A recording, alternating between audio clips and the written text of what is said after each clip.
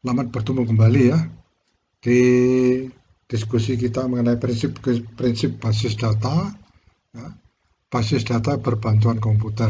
Lanjutan ya, sebagai bagian yang kedua seperti yang kita diskusikan yang lalu. Ya.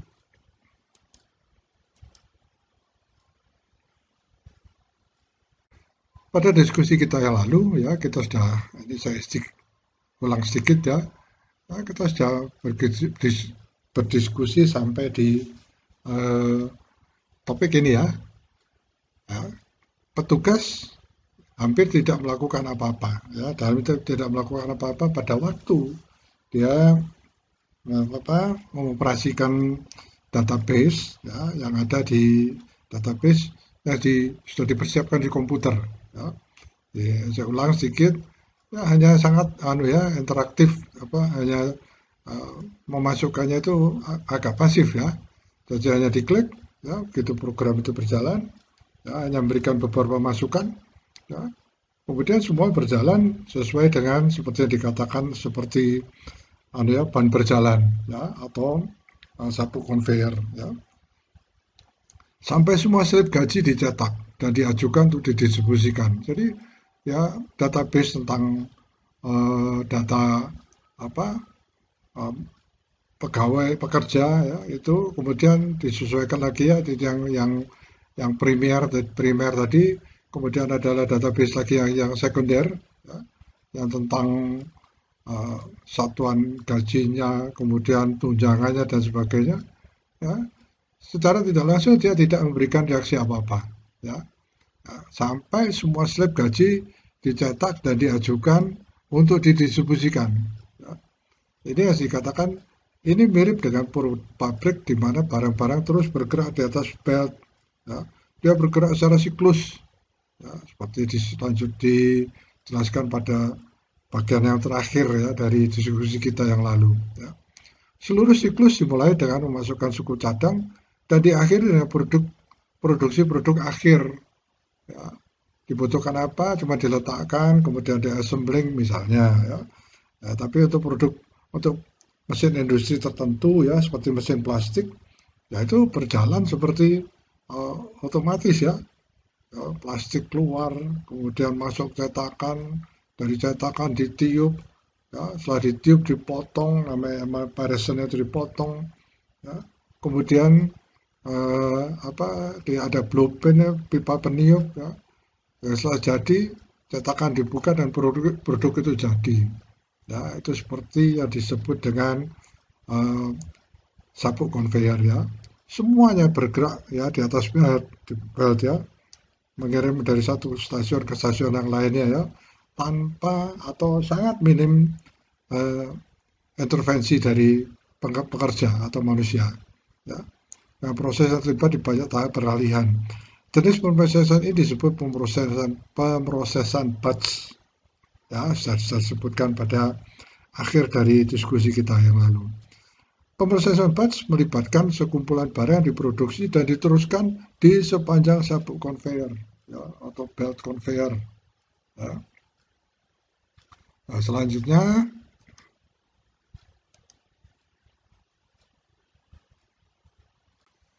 di sini seluruh, entar saya ubah dulu ini ya, pointernya. Oke. Di sini seluruh kumpulan catatan masukan karyawan berpindah ke program penggajian. Perhitungan dilakukan dalam setiap kasus. Ya. Keluaran dari proses ini adalah kumpulan slip gaji. Jadi kumpulan file mengenai slip gaji. Ya. Ini sebenarnya adalah motivasi di balik sistem komputer batch sebelumnya, yang bertujuan untuk mengurangi kebosanan manusia dalam melakukan tugas yang berulang.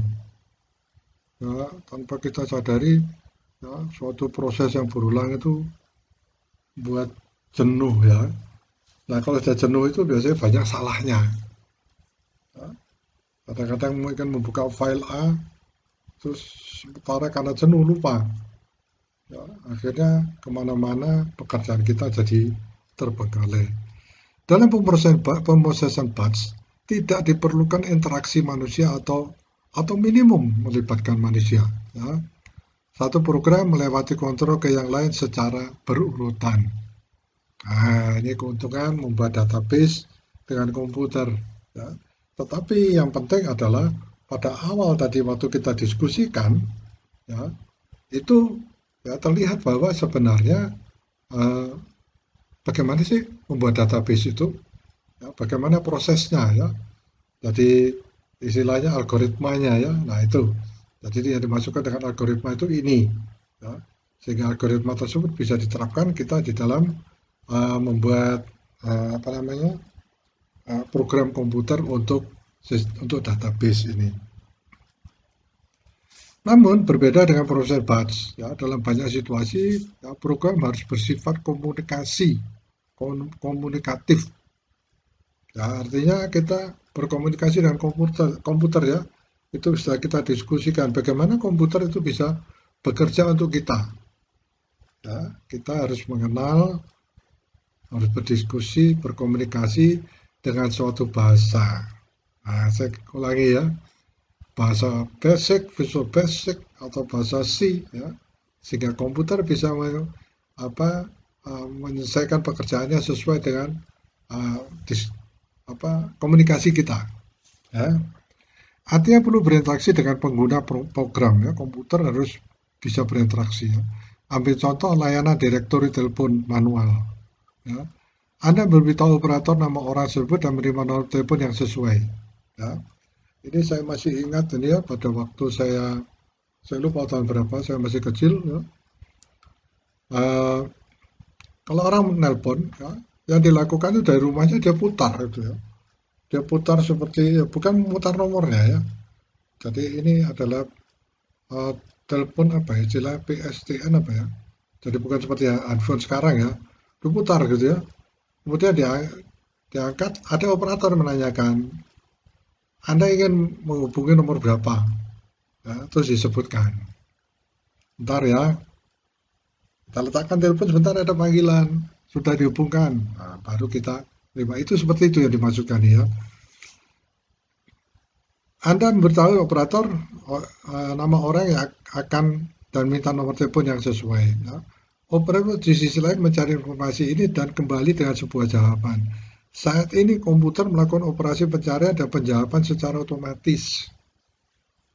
Anda klik karyawan, dia langsung tahu. Oh ini maksudnya. Kemudian Anda mencari direktori slip gaji penggajian, ya, ya saya kira Anda tahu semua itu bagaimana caranya. Ya. Nah, ini semua dimasukkan dalam suatu sistem database. Nah, ini tugas Anda nanti membuat database dengan pemrograman komputer. Nah, kita pelajari dulu algoritmanya, ya. Kemudian kita pelajari juga langkah-langkahnya, ya, supaya dalam pembuatan database tidak ada masalah. Pencarian yang dapat dilakukan kapan saja disebut sebagai permintaan online. Ya. Ketika jawaban instan diharapkan, itu disebut pemrosesan online dan pemrosesan real time. Jadi ya real time. Jadi benar-benar kita minta sekarang dia muncul sekarang. Ya, seperti itu. Ya. Ini harus kita anggap bahwa ini adalah masih belum sistem internet ya. Kita menganggap bahwa ini kita masih bekerja dalam suatu sistem misalnya suatu server di dalam suatu perusahaan, suatu institusi ya, sehingga datanya itu ada di sana. Ya. Jadi kalau sekarang kita bilang server, kalau dulu saya lupa dibilang apa itu ya. Jadi kita punya database, ya, pada utama terus kita tinggal memanggil, kita minta dan sebagainya itu terselesaikan. Saya kira Anda tahu semua ya. Contoh pemrosesan real time terlihat dalam kasus pemesanan maskapai penerbangan. Wah ini sudah internet nih. Ya. Nah, oke dah. Ya.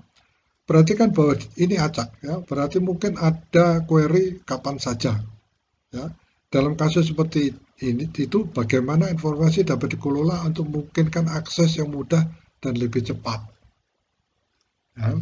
Tapi sistem database ya umumnya yang akan kita buat itu adalah sistem database dalam suatu institusi. Ya. Ya bukan berarti tidak bisa membuat sistem database yang lebih besar ya. Saya kira Anda banyak tahu tentang itu.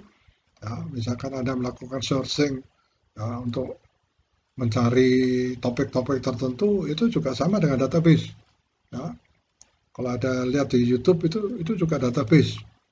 Ya, dengan mengetikkan judulnya, mereka akan mencari, ya, akhirnya akan mendapatkan informasi yang Anda inginkan. Ya, tapi itu sudah sistemnya sudah sistem apa web uh, browser atau internet ya, internet. Manajemen perpustakaan. Ya.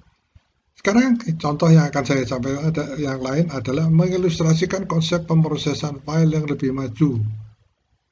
Ya, ini sama database ya, tetapi Anda lihat nanti uh, ada perbedaannya karena ya memang yang disimpan dalam database memang berbeda karakternya ya, berbeda prosesnya.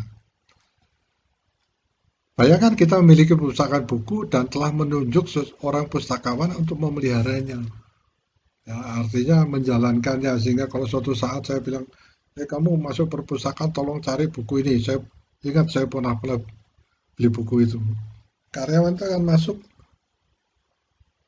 misalnya dalam perpustakaan pribadi atau perpustakaan ya Anda sebagai mahasiswa perpustakaan di departemen Anda, departemen teknik mesin atau perpustakaan di uh, fakultas Anda atau tingkat lebih tinggi lagi ya di tingkat pusat ya di bawah rektorat. Ada perpustakaan pusat. Ya. Jadi kalau Anda ingin mencari, ya, ya saya ingat dulu ya perpustakaan pusat di institusi kita itu, ya, saya hanya menuliskan bukunya dicari, kemudian orangnya masuk gitu ya. Terus dikata, wah ini keluar Pak. Gitu ya. Atau kadang-kadang ini ada tinggal satu, atau ada boleh ini dipinjam, tapi terbatas ya, karena dan sebagainya. Yang dilakukan adalah karyawan ini melakukan searching di dalam ruangan buku tersebut. Ya, ya, kita lanjutkan ya. Pustakawan telah membuat satu kartu per buku yang berisi rincian seperti nomor buku, judul, penulis, harga, dan tanggal pembelian. Ya, kadang-kadang pegawai perpustakaan itu ya, istilahnya librarian itu, begitu saya mengatakan ingin mencari itu dia melihat dulu. Ya. Tetapi kadang-kadang yang kita lakukan adalah ini secara yang pernah saya alami ya, ada katalog, di depan perpustakaan. Ya, saya mencari dulu di katalog itu. Oh ini loh, dalam katalog itu ada ternyata. Saya tunjukkan nomornya dan sebagainya, dia cari. Nah, itu sistemnya. Nah, katalog ini adalah catatan untuk buku atau catatan untuk apa aja yang ada di dalam perpustakaan tersebut. Ya. Perpustakaan telah membuat satu kartu buku yang berisi rincian seperti nomor buku, judul, penulis, harga, dan tanggal pembelian. Ini karena ini perpustakaan pribadi, ya, semua dicatat. Ya, sampai tanggal pembelian pun dicatat. Ya. Untuk itu, pustakawan telah menggunakan tata letak rekod konseptual seperti yang ditunjukkan pada tabel berikut. Mudah-mudahan tabelnya ada. Ini dia. Ya. Sama seperti tadi, ya, untuk penggajian tadi ya. Yang kita masukkan adalah nomor buku, ya, tata letak rekaman atau file buku. Nomor buku, nomor ya numerik. Ya, karena mungkin 1000 kita asumsikan 4 atau untuk amannya 5 misalnya kita yakin perpustakaan kita lebih dari 1000 gitu ya, lebih dari 10.000 ya. Kemudian judul buku, ya, ini disiapkan 100 karakter. Ya pengarang, ya, bisa numerik, bisa string ya, 50. Terus harganya, ini harga waktu kita beli ya, karena ini angka ya sudah numerik, ya, kasih 4. Tanggal pembelian ya bisa campuran ini ya, tanggal pembelian ada harinya, ada angkanya, bisa campur dan sebagainya. Kategori, ya, kita ya ini mungkin kategori ini kategori teknik, ya, ekonomi dan sebagainya ya. Ini bisa campuran, ya, bisa istilah alfabet atau string ya. Jumlah hanya 20, kemudian penerbit. Ya, penerbit itu bisa kita pakai campuran ya, yang numerik dan yang string ya, atau alfabet. Untuk mempermudah, tidak akan ditunjukkan bagian kartu yang berisi rincian peminjaman dan pengembalian buku. Ya, ini perpustakaan sederhana ya, perpustakaan pribadi ya, ya. Akan sedikit diabaikan detail ini. Ya. Segera setelah buku baru masuk ke perpustakaan, pustakawan membuat kartu baru untuknya, untuk buku yang baru ya. Perhatikan bahwa kartu mirip dengan catatan dan dalam istilah teknis. Ya, seluruh tumpukan kartu mirip dengan file. Jadi kalau kita sudah implementasikan di komputer ya, akan digunakan istilah secara bergantian ya. Kartu yang dibuat oleh pustakawan ditunjukkan pada gambar berikut. Mudah-mudahan saya sudah nyiapkan. Nah ini dia. Ya kira-kira kartunya seperti ini ya. Ya mohon maaf ini saya memilih nama seenaknya ya. Ya tapi mudah-mudahan tidak ada masalah ya. Oh ini nomor-nomornya ini saya itu ya. Mungkin yang mengenai database, terus ini mengenai pertanian ya. Nah, tapi ini lebih spesifik ya, sebaiknya nomor ya. Nah, saya membuatnya uh, terburu-buru ya, sehingga saya lupa bahwa ini adalah nomor. Ya. Jadi catatan 1, 2 sampai 1000 seharusnya ini ya. Nah ini juga ada yang agak salah ini ya. Ini catatan nomor 1 membelinya 2023. Pada catatan nomor 2 ini harusnya lebih baru ya, kok 2022. Nah, itu keanehannya. Ya. Ya, tapi bisa untuk ya, untuk koreksi ya. Ya. Ini tidak sengaja saya buat ya, bukan sengaja saya buat salah ya. Ya tetapi saya menyadari setelah saya membacanya ini. Kunci rekam. Satu pertanyaan terkait adalah mengapa kita memerlukan elemen data tambahan seperti nomor karyawan dalam kasus catatan karyawan dan nomor buku dalam catatan buku. Nah, alasannya cukup sederhana. Dengan menggunakan nama karyawan, seorang karyawan dapat dengan cepat teridentifikasi. Demikian pula dengan menggunakan nomor buku, sebuah buku secara unik dapat teridentifikasi. Nah, bidang yang digunakan untuk mengidentifikasi catatan disebut sebagai kunci rekam, record key atau kunci, gitu aja ya. Ya.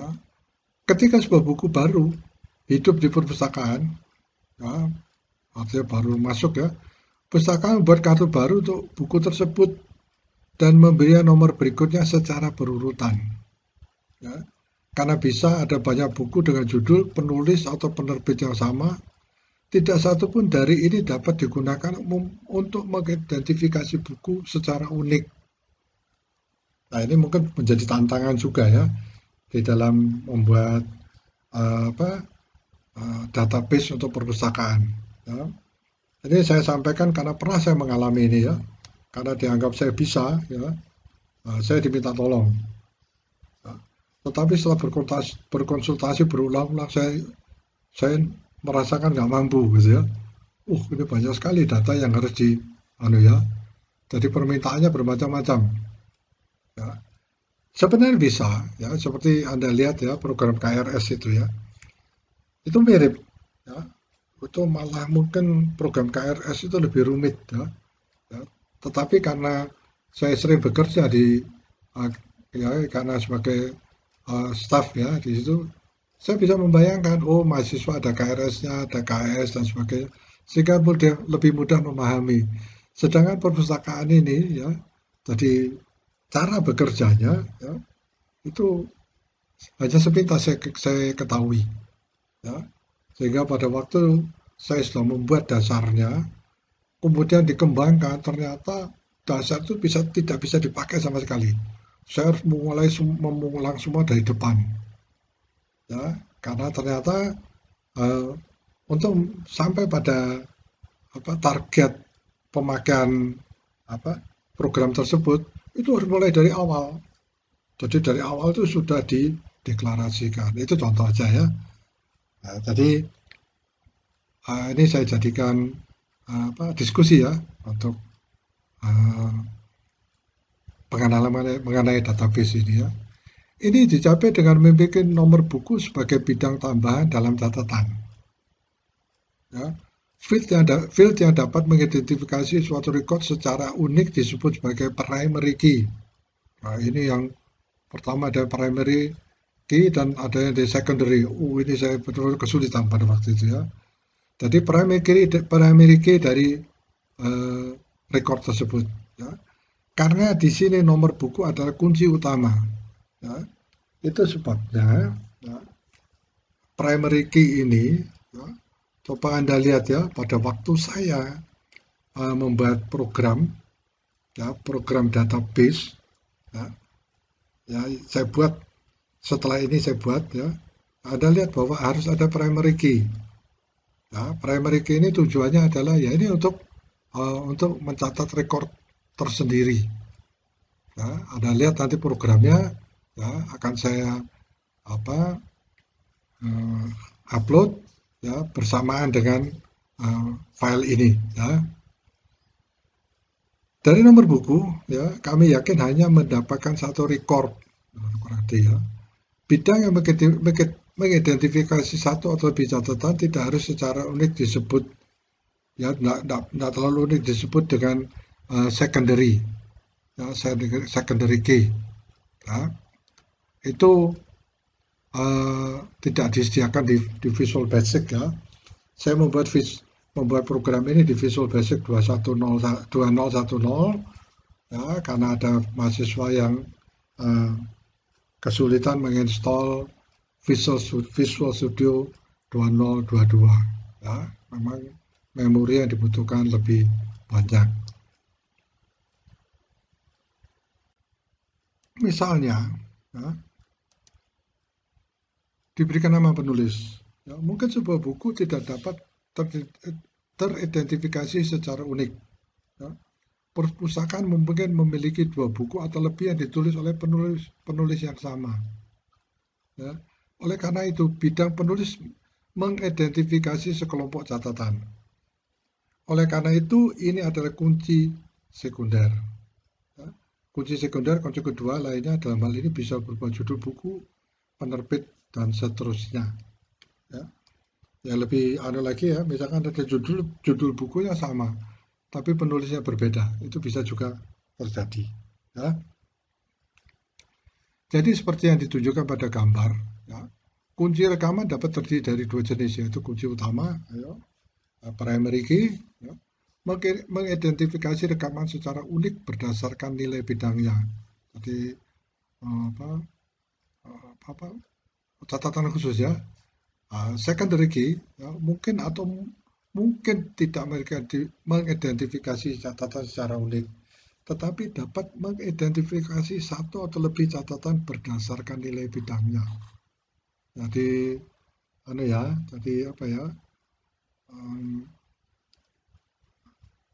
ada penjelasan tambahan ya yang mendukung. Nah, seperti ini ya. Ini ada data perekaman, ya itu ada perekaman utama dan perekam sekunder ya. Jadi primary record sama dengan secondary record ya. Untuk mempermudah, maka diasumsikan hanya ada 10 buku di dalam perpustakaan. Ya. Misalkan seorang anggota menginginkan daftar semua buku yang ditulis oleh seorang penulis. Ya. Pustakawan dapat melakukan pencarian cepat. Ya. Dia hanya akan melihat kartu demi kartu dan memeriksa apakah nama penulis di kartu itu ada. Ya. Jika cocok, pustakawan akan beritahu anggota tentang buku tersebut. Nah, ini loh bukunya ada. Ya. Kalau nggak ada, ya kata waduh nggak ada, gitu misalnya. Nah, algoritma untuk mengambil buku yang ditulis penulis ada sebagai berikut ya. Kita lihat algoritma ini, ya, nanti akan kita pakai sebagai dasar algoritma pembuatan programnya ya. Pertama, mengambil kartu berikutnya yang tersedia. Nah, hentikan jika semua kartu sudah habis. Ternyata dari 1000 ya kita ngambil. Ternyata sudah kartunya sudah tidak ada, habis 1000. Ya. Kalau sudah habis ya sudah langsung stop. Ya. Apakah nama penulis di kartu itu sama dengan penulis yang dicari? Jika ya, tunjukkan kartu tersebut kepada anggota. Jika tidak, jangan tunjukkan kartu tersebut pada anggota. Jelas ya, kalau enggak. Ya. Tapi ini memang ada algoritma ya, sehingga dibuat seperti ini. Ya. Kemudian kita kembali lagi, lanjutkan ke langkah pertama. Ya. Sebenarnya ini juga bisa ditunjukkan, ya, tapi umumnya yang saya lakukan itu adalah stop. Ya. Bisa ditunjukkan semacam jendela warning ya, dikatakan bahwa buku yang Anda cari tidak ada misalnya. Ya. Ya, bukan, jadi sehingga jangan ditunjukkan ya, memang nggak ada tidak ditunjukkan ya. Pencarian serupa dapat dilakukan untuk menemukan buku-buku yang diterbitkan oleh penerbit tertentu. Ya, tadi pengarangnya, sekarang penerbitnya. Ya, seperti yang sudah kita ketahui, pertanyaan semacam itu disebut sebagai permintaan online. Ya, proses mencari kartu disebut dengan pencarian. Dengan demikian, catatan dalam file perlu dicari untuk menanggapi permintaan online. Nah, mulai dibayangkan ya bahwa kita ini sudah membuat program komputer. Ya. Seharusnya di atas ada start ini ya. Start, kemudian ambil kartu yang tersedia. Ya, di sini disebutkan berikut yang tersedia berikut yang lain. Tetapi yang pertama harus diambil dulu ya. Kemudian di sini ada mengambil keputusan ya, pengambilan keputusan. Apakah smart kartu sudah habis? Oh belum, baru ngambil satu. Nah, kemudian kalau memang sudah 1000 atau sudah batasnya, ya terus langsung stop aja dia. Kalau belum, tidak ya lanjutkan. Ya, apakah penulis sudah ditemukan? Ya, kemudian ya, tunjukkan kartunya. Ya, tunjukkan kartunya pada orangnya ya, atau tampilkan di layar sudah ketemu. Ya, kemudian lagi dia naik ke atas, ya kemudian kemari. Ya, seharusnya di sini ada pengambilan keputusan, ini seharusnya ada stopnya. Ya, tadi sudah ketemu ya sudah stop, ya, tidak perlu ke atas. Kalau apa kamu sudah ketemu tidak, dia cari lagi di kartu yang kedua. Ya, seharusnya ini stop ya. Tapi di sini yang saya tunjukkan adalah warning atau bukan warning, pemberitahuan ya. Ya, bisa dilakukan seperti itu. Ya, nanti akan saya buat diagram alir yang lebih lebih sempurna ya. Organisasi sekuensial ya. Sequence itu ya berurutan ya. Apakah itu organisasi sekuensial atau berurutan? Telah dicatat bahwa kartu tidak diatur dalam urutan tertentu. Ya, kartunya masuk, buku baru misalnya masuk baru, masuk nomor urutnya pokoknya sesuai dengan kapan dia masuk. Ya. Urutan alamai kartu didasarkan pada kedatangan buku dalam buku ini ya. Saat buku baru tiba, kartu baru dibuat untuknya. Tentunya dengan urutan selanjutnya ya. Oleh karena itu kartu-kartu itu disusun secara berurutan. Ya. Tadi saya sudah menunjukkan kesalahan saya ya. Masa kartu yang pertama tahunnya lebih baru gitu ya. Ya, tolong diperhatikan ya. Itu kesalahan yang tidak boleh dilakukan ya. Dan kalau memang kita melakukan secara benar ya, pasti tidak akan muncul seperti tadi ya, saya lakukan tadi ya. Soalnya kartu malah di belakangnya. Dalam istilah komputer, karakteristik utama dari organisasi berurutan ini atau sequential organization ini adalah bahwa catatan ditambahkan sebagai dan ketika mereka tersedia. Ya. Idenya adalah bahwa record baru selalu ditambahkan di akhir file saat ini. Ya, seperti yang kita lihat sebagai berikut. Ya. Sebuah file disebut sebagai file berurutan ketika berisi catatan yang disusun secara berurutan. Ini rekor pertama, ini rekor kedua, record ketiga, dan seterusnya sampai record n-2, ya, record ke n-1 sampai ke record. Ini di akhir file, ya, ini awal dari file. Ya. Nah kita lihat ini urut, ya kita masukkan urut berurutan ya. Ya, record baru hanya bisa ditambahkan pada akhir file. Ya. Saya tidak tahu gimana caranya ya. Ya. Tetapi kalau kita inginkan bahwa record yang baru itu nanti bisa disisipkan, saya kira itu ada suatu algoritma tersendiri. Ya. Tetapi dalam database yang akan kita buat, sementara adalah aturan seperti ini, bahwa semua record hanya bisa ditambahkan pada bagian akhir, ya, semua record baru maksudnya ya. Nah, itu perlu diperhatikan bahwa file berurutan berisi n catatan, ya, nomor 1, 2 sampai n, ya, seperti yang Anda lihat tadi ya. Awal dan akhir file diidentifikasi dan ditandai dengan jelas. Ya. Jika diinginkan menambahkan rekod baru ke file, itu harus dilakukan di akhir file, tidak bisa di tengah-tengah. Ya, saya tidak tahu. Ya. Berdasarkan kriteria apa mungkin bisa taruh di tengah-tengah. Tapi yang paling mudah adalah selalu diletakkan di akhir. Ya. Jadi itu tergantung bagaimana kita melakukan searching. Ya. Kita cari file yang kita inginkan, ya itu tentu ada tekniknya ya, di database. Ya. Saya tidak tahu, mungkin ada sistem di database seperti itu, ya. Tapi karena saya hanya pengguna, ya umumnya saya tidak tahu format yang dipakai di dalam sistem database itu. Ya. Saya paling-paling butuh buku, ya saya search. Ya. Nah, seperti tadi saya katakan di perpustakaan itu ada katalog. Ya. Nah, sekarang katalog itu bisa kita lihat ya kita melalui suatu komputer ya, ada misalkan websitenya ya, kemudian di situ ada database-nya, ya, kemudian kita bisa melakukan searching, dan Anda bisa lihat ya, sekarang perpustakaan semua terbuka. Ya, itu pernah saya alami pada berpuluh tahun yang lalu pada waktu saya sekolah di luar, saya pikir loh, kok bisa seperti ini ya, enak sekali. Ya, saya melakukan searching dengan komputer yang sederhana, ya. Pada waktu itu di institusi kita belum ada, ya, sistem katalog pun masih kacau, ya, sehingga saya pada waktu belajar di sana, ya semangat ya bertambah ya karena kemudahan tersebut ya. Apapun buku yang saya cari dengan mudah saya bisa ketemukan katalog dalam katalog, istilah saya katalog di komputer.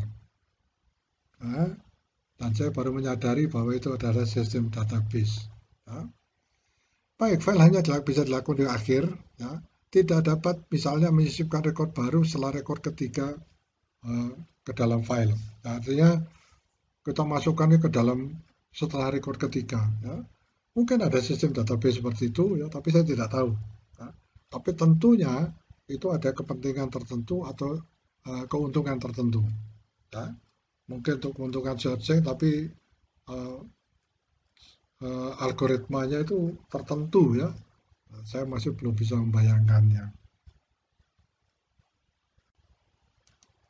Keuntungan dari organisasi sistem sequential organization ya, sederhana, ya, data rumit, tak ribet gitu ya. Pada file baru masukkan bagian akhir gitu ya. Seperti yang bisa dilihat, susunan kartu berurutan cukup sederhana. Ya, yang perlu dilakukan hanya membuat kartu baru untuk setiap buku baru dan menambahkan ke akhir kumpulan kartu. Ya, dalam hal ini kartu yang berupa file atau mungkin bisa kartu yang berupa hard copy. Ya. Asumsikan seperti itu. Ya. Dalam istilah teknis juga pengorganisasian catatan berurutan cukup sederhana dan hanya perlu membuat catatan baru untuk buku yang baru. Nah, ini tentunya kalau kita ya, mau tahu masalah ini kita harus terlibat ya di perpustakaan, kita melihat, tetapi ini ya, hanya untuk dipahami aja kira-kira organisasi perpustakaan adalah seperti itu. Ya. Lebih sedikit biaya. Ya. Setelah diperhatikan bahwa dalam bentuk organisasi ini, ya, tadi bentuk sequential ini ya, pustakawan tidak perlu mempertahankan informasi tambahan apapun tentang buku. Ya. Pemeliharaan kartu cukup baik. Ya, dalam istilah teknis tidak diperlukan penyimpanan kunci apapun atau informasi tambahan lainnya di file buku. Ya, ya sudah, pokoknya ya itu yang ada Nah, file yang saya masukkan yang terakhir ya isinya informasinya tentang buku ini adalah seperti ini. Ya, tadi sudah disebutkan apa informasi yang dibutuhkan. Ya, sudah ada poin-poinnya, tinggal mengisikan dan kartu itu menjadi kartu file yang baru. Masalah dengan sequential organization ya, terlepas dari kesederhanaannya, pengorganisasian sequential memang memiliki sejumlah masalah. Ini terutama terkait dengan kurangnya kemampuan pencarian. Ya, artinya menjadi sulit ya. Pada waktu searching ya, ini ya, ya, tetapi untuk sekarang mungkin tidak terlalu masalah karena komputer sekarang itu kan speednya tinggi ya. Ya, tetapi kalau kita bisa menghilangkan kemampuan searching yang kecepatan searching ini kita hilangkan, maka dia akan speednya akan lebih tinggi ya. Ya tentunya lebih menguntungkan dan tidak memakan waktu ya, bermacam-macam ya, tidak memakan energi dan sebagainya, listrik ya. Kesulitan dalam pencarian karena jumlah buku di perpustakaan Imaginary cukup kecil ya. Skema saat ini berfungsi dengan baik ya, kalau kecil berfungsi dengan baik ya, tapi begitu banyak ya, itu menjadi masalah. Namun jika jumlah buku terus bertambah, bentuk pengorganisasian ini jelas tidak efisien. Misalkan perpustakaan berisi 1000 buku, bukan 10 ya. Jika seorang anggota sekarang bertanya tentang buku-buku yang ditulis oleh penulis tertentu, maka perpustakaan harus mulai dari kartu pertama, yaitu kartu nomor 1. Ya, kita bayangkan ini adalah istilahnya manual ya, belum komputer. Ya, kalau di komputer sih saya kira lebih cepat ya, apalagi kita punya cara sistem searching ya, yang kita punya ya, mungkin itu tidak jadi masalah. Seperti dalam kasus sebelumnya, ya, dia kemudian akan memeriksa kartu demi kartu, melihat apakah penulisnya disebutkan di dalam adalah yang dicari, sehingga dia dapat membuat daftar buku yang ditulis oleh penulis tertentu tersebut. Ya, nah ini kita lihat lagi ya, keterlibatan ini kalau sampai pada kejenuhan, ya, sudah tertulis di sana ya apa yang kita cari, ini loh penulisnya gitu, tidak terlihat. Ya, siapa tahu ketikannya agak kabur misalnya ya mungkin mengada-ada ini, tapi itu bisa terjadi ya. Ya, kartu sebenarnya saya ketemu dia masih melanjutkan ya, karena dia ya mungkin sudah capek, sudah jenuh ya. Nah, itu kuncinya. Ya. Itu sebabnya perlu komputerisasi. Ya. Meskipun di sequential, tapi kalau di komputer mungkin lebih akurat dan kecepatan penemuannya itu lebih tinggi ya.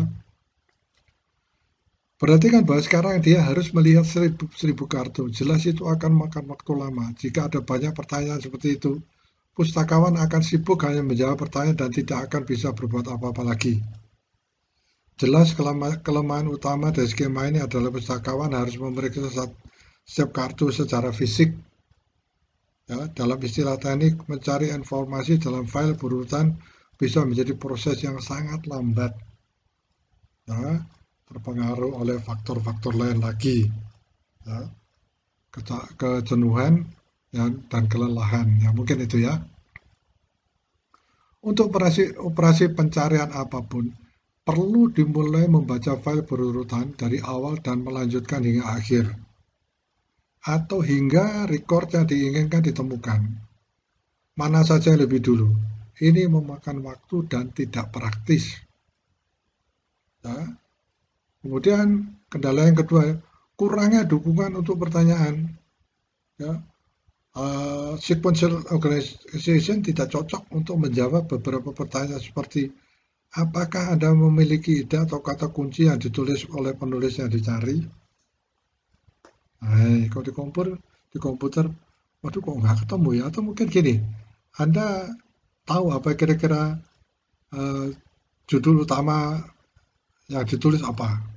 Topik yang ditulis tentang dia itu apa? Nah, contoh itu ya.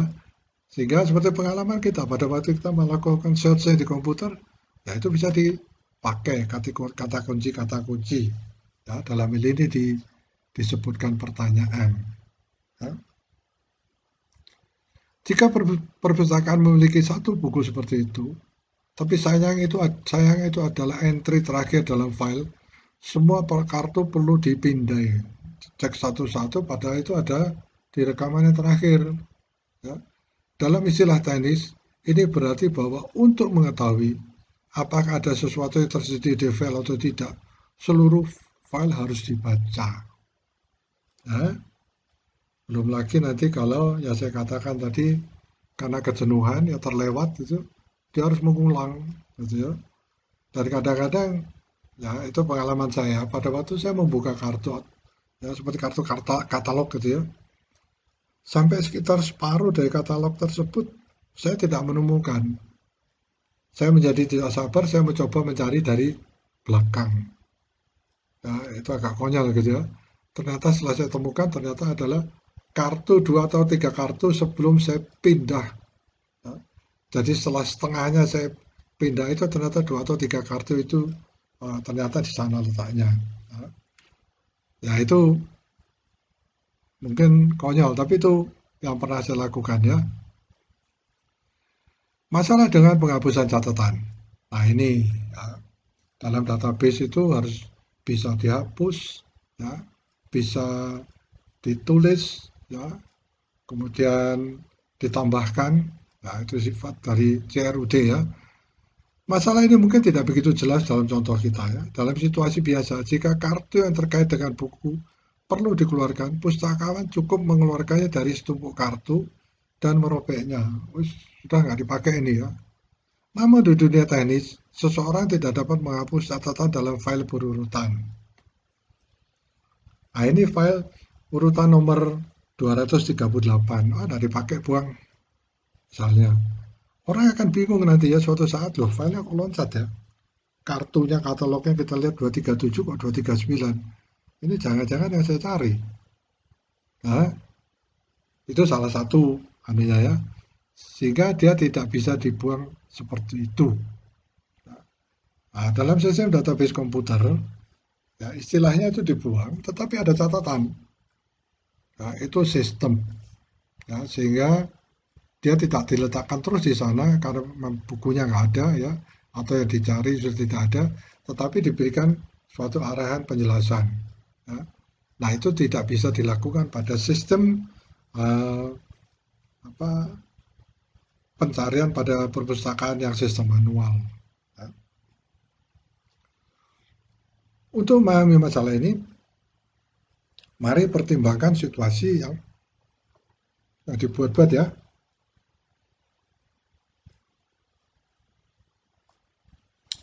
Di mana pustakawan harus menyimpan sejumlah kartu setara dengan jumlah buku.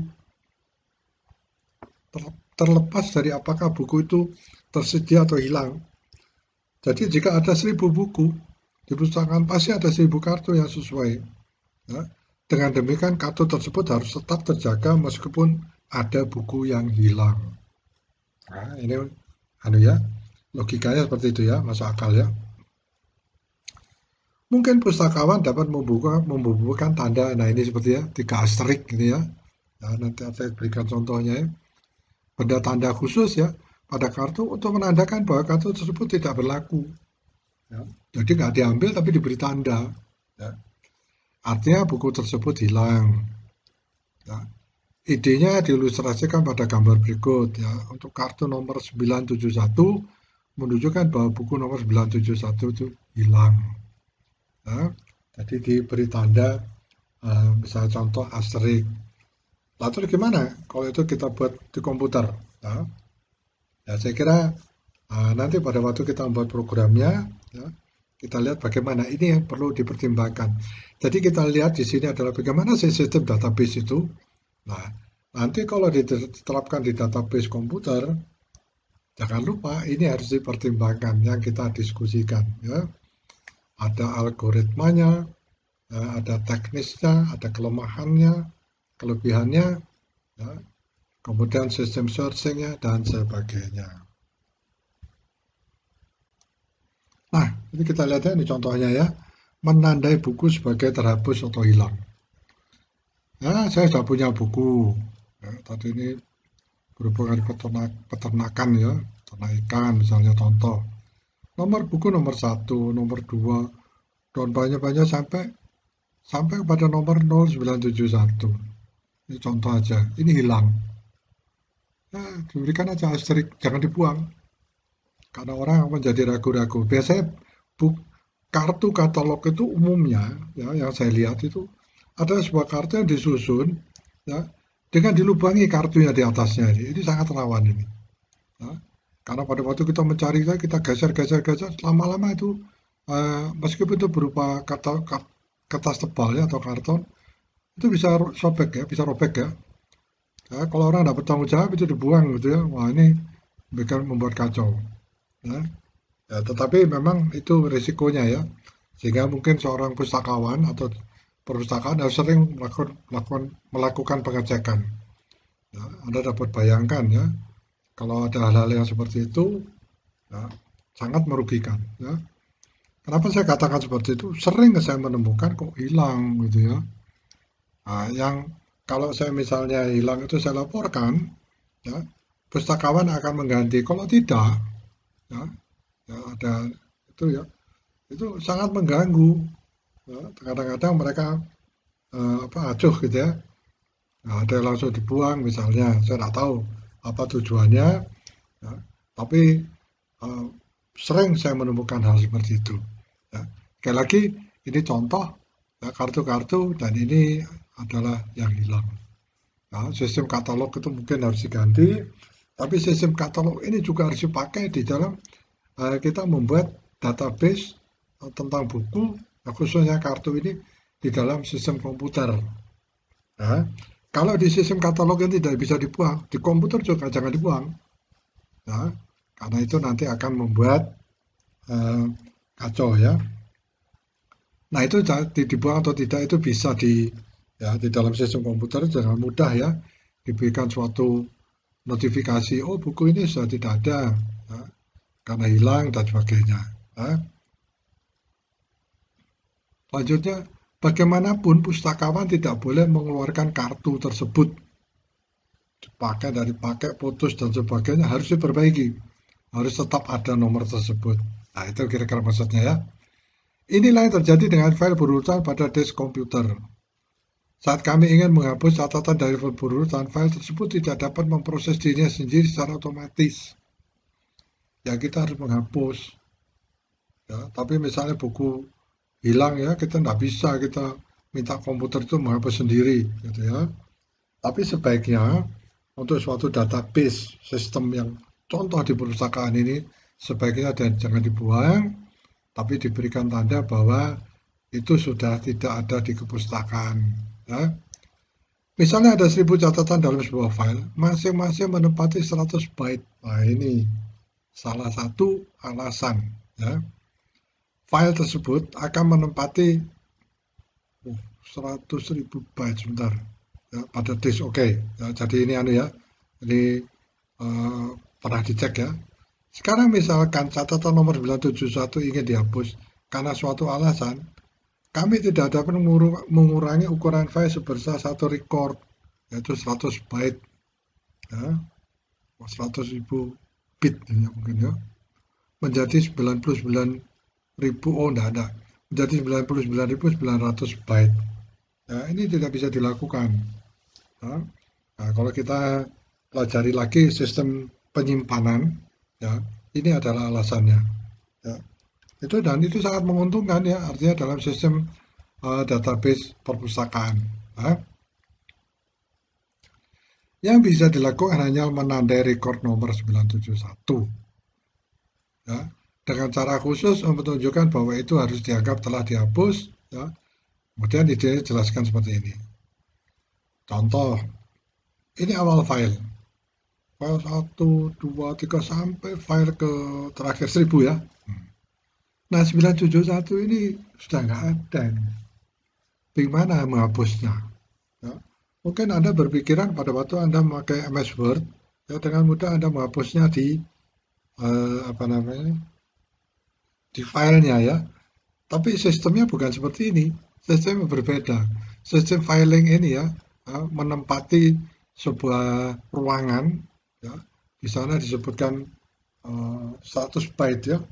Nah, sehingga kalau kita menghapus ini, ya, eh, bisa terjadi kerancuan. Ya. Sehingga semua meloncat-loncat ya. Pernah saya mencari rekor misalnya 972, ya. Saya tidak menemukan 972 itu, ya, hanya tertulis di sini 973. Oh, ini padahal menurut searchingnya itu ada 972. Ya, begitu saya ketik, saya search 972, oh kok 973 yang keluar. Nah, itu adalah salah satunya adalah karena eh, ya, teknis penghapusan yang eh, tidak bisa dilakukan sebenarnya. Ya, tadi kita lihat bahwa ini selalu file tetap bisa tambahkan di belakang dan tidak bisa dihapus. Ya, sebenarnya bisa dihapus, ya. Nah, tapi kalau bisa dihapus, kita harus mengganti semua nomornya. Dan kalau mengganti nomornya itu kita tahu bahwa itu akan sangat berpengaruh di seluruh sistem database kepustakaan. Ya. Itu sama dengan menghapus nama mahasiswa dalam sistem recording. Ya. Ya. Jadi semua berubah berantakan. Ya. Dan itu sangat berbahaya. Ya. Kita mencari urutan mahasiswa tertentu yang keluar nama lain. Ya. Baik, itu nanti itu didiskusikan pada apa diskusi pemrograman komputer lanjut ya. Selain itu, ruang yang dibebaskan oleh penghapusan tidak dapat diklaim kembali. Ya, untuk ini perlu dimiliki program terpisah yang membaca setiap record file dan jika tidak dihapus. Dan jika dihapus, tulis ke file lain. Jadi catatan nomor 971 dan catatan semacam itu yang telah dihapus secara logis tidak akan ditulis ke file kedua. Ya. Dengan kata lain, mereka akan dihapus secara fisik. Ya, jadi file kedua ini hanya berisi catatan untuk buku yang tersedia. Ya. Nah, itu yang saya katakan tadi, tahu kok melompat-lompat ya. Yang saya cari judulnya nggak sama, gitu ya. Nomornya juga berbeda, gitu ya. Nah, seakan-akan nomornya sama, ternyata nama penulisnya berbeda, misalnya judulnya berbeda dan sebagainya. Ya, ya mungkin bisa, ya tapi sistem database itu sudah disesuaikan ya dengan database yang manual tadi. Ya, mungkin, saya nggak tahu kok bisa seperti itu. Ya. Proses ini digunakan dalam banyak kasus di mana file berurutan digunakan dan disebut reorganisasi file. Secara umum, pencarian berurutan berfungsi dengan baik jika jumlah rekornya sedikit, ya pasti gitu ya. Nah, bagaimana caranya? Ada teknis sendiri. Ya. Ada 1000 database, mungkin kita buat 500 ya. Tapi aneh ya, saya tidak tahu, saya belum pernah melakukan hal seperti itu. Namun jika jumlah record sendiri, ya, serta jumlah query banyak, maka kerja menjadi tidak efisien. Nah, mungkin nanti kita akan melihat suatu sistem database yang lebih bagus lagi, ya, yang berarti uh, lebih bagus tapi tidak melanggar aturan pembuatan database yang ditemukan secara manual tadi ya. Ya, itu yang kita bisa. Nah, ini semua adalah ide untuk nantinya kita membuat database pada sistem komputer. Ya. Saya kira demikian ya.